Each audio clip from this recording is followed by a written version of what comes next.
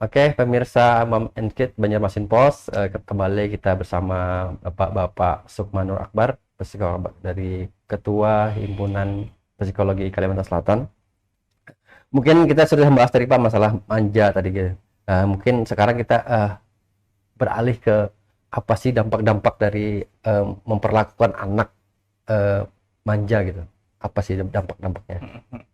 Ya, jadi memang tadi kan dimulai apa sih penyebab anak manja gitu ya. Salah satunya adalah terkait dengan pola asuh tadi.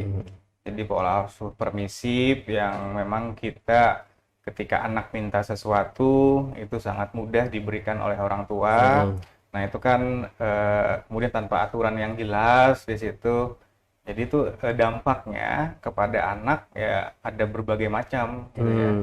Bisa jadi anak menjadi cengeng. Ya, tadi kan kita sudah bahas ketika anak cengeng, dia tidak mendapatkan sesuatu gitu ya. Jadi dia nangis ya, nangis keras-kerasnya tadi gitu ya, dimanapun gitu ya. Kadang-kadang kalau nangisnya di mall, wah ini malu nih sama yang lainnya, akhirnya dibelikan gitu kan.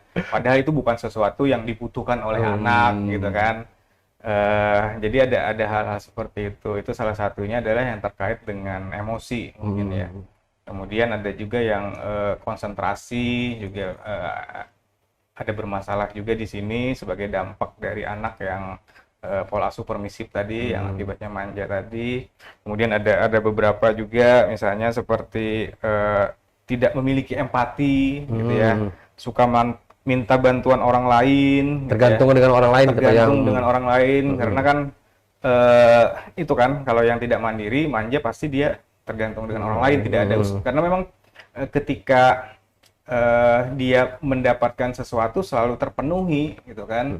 Jadi kalau selalu terpenuhi akibatnya tidak ada proses di situ dia untuk mengejar keinginannya gitu ya.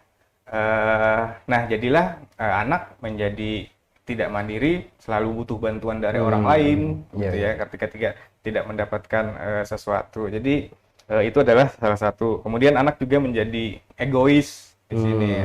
Anak menjadi egois, itu ya dampaknya juga kepada kawan-kawannya yang lain ya.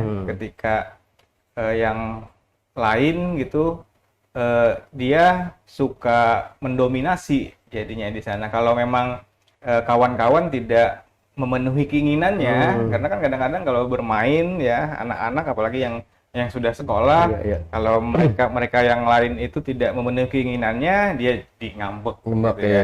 Kemudian dia juga menarik diri gitu ya. Dia jadi emosi lah, emosi, nangis dan lain-lain karena dianggap bahwa teman-temannya tidak sesuai. Nah, kan itu menurut saya itu adalah dampak-dampak yang memang ini dari pendidikan di rumah sih. Mulainya banyak dari situ. Gitu ya. Makanya di awal tadi kan memang ini bukan suatu yang turunan menurut saya, tapi memang dari lingkungan keluarga berpengaruh gitu, sehingga anak menjadi ya manja tadi gitu menurut saya. Kalau misalnya timbul ke kurang mandiri itu bagaimana Pak? Sekarang kan kalau kita kurang mandiri segala macam itu pengaruhnya terhadap anak itu sendiri sangat besar gitu. Nah, peran orang tua sendiri bagaimana setelah itu terjadi gitu?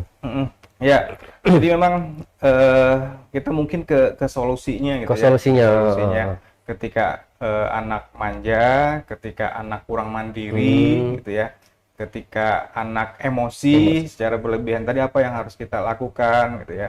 Ya, kita tidak memenuhi keinginannya ya. Jadi kalau memang anak usia 4 tahun, 5 tahun kan sudah bisa diajak komunikasi gitu.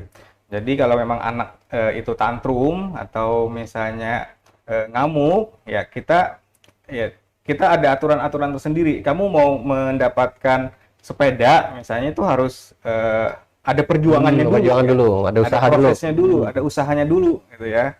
Jangan sampai kita ngasihkan ya itu tadi ketika dia pengen sepeda dikasih sepeda gitu ya, karena mungkin si anak ini selalu nangis ya, tiap hari nangis, tapi memang kita harus juga berkomunikasi lah dengan anak. Kita harus ada aturan-aturan tertentu lah dengan anak. Ini kamu juga harus rajin belajar misalnya, rajin ngaji misalnya gitu ya. kepada anak, baru kamu bisa mendapatkan sepeda. Jadi tunjukkan dulu, gitu ya. Kita sebenarnya ada aturan-aturan tertentu. Nanti akan tetap ibu belikan misalnya. Nanti kalau memang kamu sudah bisa memenuhi kesepakatan kita. Ya, anak-anak umur 4 sampai 5 tahun, 6 tahun itu sebenarnya sudah bisa gitu ya diajak berkomunikasi. Kalaupun misalnya anak tantrum di situ, kadang-kadang kita juga membiarkan gitu ya, selagi dia tidak menyakitin diri sendiri, atau misalnya bisa jadi kita memeluk anak dulu gitu ya. Jangan sampai ketika anak tantrum pengen sesuatu, kita nggak bisa mewujudkannya gitu ya, kita malah ada melakukan hal-hal kekerasan di sini. Jadi saya rasa itu pun juga perlu dihindari gitu ya. Kadang-kadang kan orang tua ya emosi juga gitu ya, anaknya nangis gitu ya, pengen sesuatu gitu. Kemudian kita juga nggak bisa mewujudkannya gitu ya. Jadi kita emosi, nada kita ketika dengan anak juga marah-marah gitu. Padahal itu sebenarnya yang direkam juga oleh anak gitu ya. Apalagi kalau kita menggunakan kekerasan. Menggunakan kekerasan. Dia juga berpikir gitu ya, bahwa oh ini ternyata untuk ketika kekerasan itu bukan sesuatu yang mungkin baik bagi anak, sebab itu bisa ditiru. Nanti oh ternyata dalam mendidik anak itu juga harus ada kekerasan. Itu kan sebenarnya terekam juga pada anak. Makanya saya bilang bahwa 0 sampai 5 tahun itu adalah fase-fase golden age-nya untuk mendidik anak gitu ya. Jadi kalau memang pola asuh kita yang tidak pas dengan ketika kita mengasuh anak, itu bisa berdampak yang luar biasa ke depannya. Nah, jadi itulah saya rasa penting. Tapi itu bukan berarti terlambat Pak ya mengatasinya Pak ya. Artinya kan dampaknya manja itu ada gitu. Bukan berarti terlambat kan mengatasi yang itu. Ya, kalau memang kita sudah tahu gitu ya, oh ini ternyata ada aturan-aturan tersendiri, oh ternyata ada efek-efek tersendiri dari manja kita tadi sendiri gitu ya, dari pola asuh yang permisif tadi gitu ya. Jadi kita harus ngerem lah. Jadi misalnya kita ada aturan tadi, kemudian kita juga harus konsisten tadi terhadap peraturan, tidak hanya abahnya aja misalnya yang konsisten, juga mamanya juga harus konsisten. Kemudian yang ada di rumah siapa? Kalau memang di situ ada pamannya, ada neneknya, ada kakeknya, itu juga harus konsisten gitu ya. Kalau memang dia tidak belum waktunya untuk mendapatkan hal itu gitu ya. Misalnya tadi terkait dengan es krim misalnya, ya itu jangan dikasih dulu ya. Jadi nanti juga akan dikasihkan misalnya pas di akhir pekan ke mall, misalnya di akhir pekan itu nanti akan Bapak belikan juga es krim. Namun juga ya harus ada usaha-usaha, jangan sampai misalnya anak pengen sesuatu nangis dikasihkan gitu, karena itu hal-hal yang saya rasa akan anak jadi belajar dari situ kan, dan dia akan mudah mendapatkan sesuatu di situ, padahal sebenarnya harus ada prosesnya gitu ya. Jadi bisa jadi ketergantungan ya, seperti yang saya bilang di awal tadi terkait dengan disuapi gitu ya.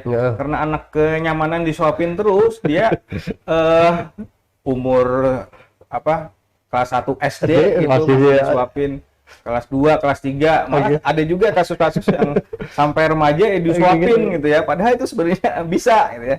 Jadi memang kadang-kadang yang ribet tadi gitu ya orang tua, padahal kita juga harus mengajarkan anak. Jadi dikasih prosesnya ya pelan-pelan lah. Misalnya nggak langsung anak harus bisa menyuap sendiri, tapi mungkin disuapin orang tua, tapi memang ada batasan, misalnya beberapa kali, sisanya anak gitu kan.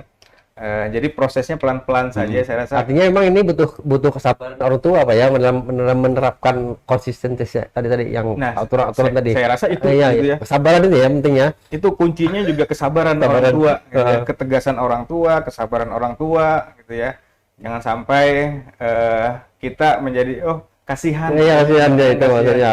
Padahal dengan kita tegas, dengan kita sabar itu sebenarnya salah satu upaya gitu ya dalam pendidikan anak gitu ya. Kadang-kadang karena tidak sabar itu tadi ya. Wah ini daripada lambat ini disuapin aja deh. ada efeknya ya. anak jadi tidak mandiri. Oh iya. Artinya selalu butuh bantuan orang lain, padahal ketika di sekolah misalnya tidak ada orang pun yang bisa membantunya gitu kan. Jadi anak harus belajar sendiri, termasuk misalnya memasang baju sendiri, kan tuh hal-hal kecil. Kadang-kadang kita bantu karena lambat. Iya. Karena lambat gitu ya. Itu pasti ibu-ibu pasti paham seperti itu.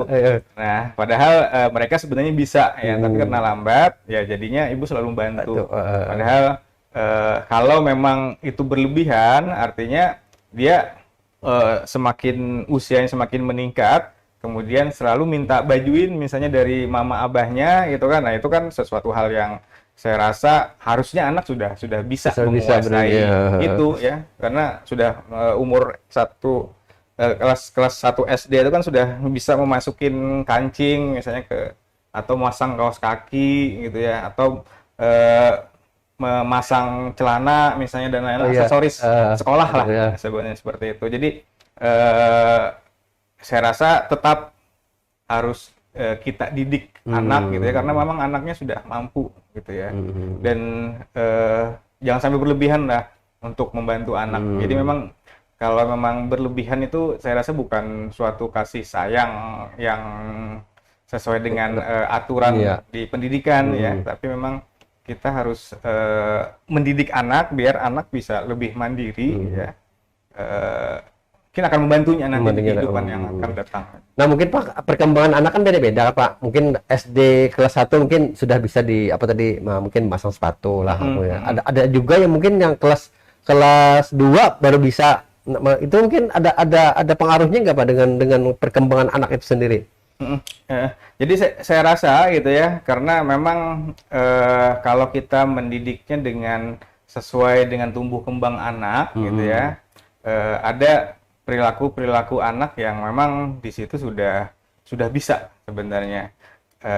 Anak sudah lewat masanya, misalnya untuk dibantu, salah satunya adalah untuk memasang sepatu gitu ya. Jadi tinggal orang tua aja sih sebenarnya yang melatih gitu ya, membiasakan tegas gitu ya, bahwa silakan dipasang sepatunya, belajar sendiri misalnya masang sepatu, jangan sampai dibantuin lagi kan, karena memang kita juga memberikan informasi kepada anak bagaimana sih, tentu harus diajarin ya. Misalnya dibiarkan aja anak itu masang sepatu seperti apa, karena memang umur ya kelas 1 SD itu pasti sudah bisa, motoriknya sudah sangat bagus gitu ya, kecuali misalnya di umur TK misalnya atau playgroup itu kan kadang-kadang masih bisa dibantu gitu ya. Tapi kalau memang usianya sudah SD itu, nah stop membantu anak. Saya rasa biarlah mereka belajar sendiri. Istilahnya biar lambat, asal bisa gitu, seperti itu. Ya pelan-pelan tadi, mungkin dari awal ya pasti lambat dulu. Tapi kalau sudah dia ahli, gitu ya dalam masang sepatu, apalagi bukan sepatu yang ribet. Yang tadi awal-awal nggak sepatu ribet, kali macam, tapi memang yang lebih simple. Gitu ya. Tinggal pasang aja. Nah itu kan awalnya dari situ dulu gitu ya.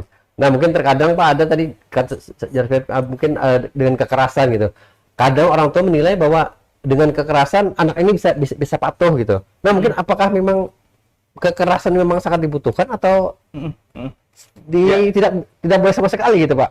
Ya, jadi memang kekerasan gitu ya. Salah satunya adalah kekerasan fisik gitu ya. Mungkin dengan memukul gitu ya. Ada juga kesalahan secara verbal, memaki anak gitu kan, dan itu juga dampaknya luar biasa menurut saya. Itu yang pola asuh yang memang dulu mungkin bisa efektif ya. Iya betul, efektif, tapi kan anak pasti ada traumatik tersendiri sebenarnya. Betul.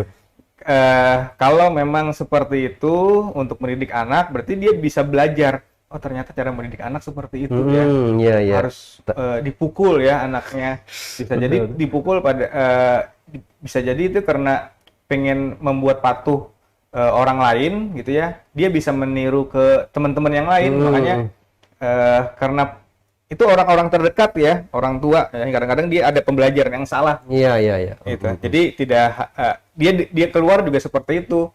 Makanya kalau memang anak suka memukul ke teman-temannya, itu saya rasa tuh perlu diselidiki lebih mendalam. Itu memang Dari dia orang menirunya dari mana? ya, ya betul betul. Apakah dari media, gitu ya? Apakah memang dari orang tuanya yang begitu mudah Iya. memukul? Jadi anak bisa berpikir salah di situ. Iya. Dianggapnya bahwa itu adalah pemikiran yang benar. Jadi ketika orang melakukan kesalahan ya dipukul. Dipukul. Nah, jadi itu sih sebenarnya yang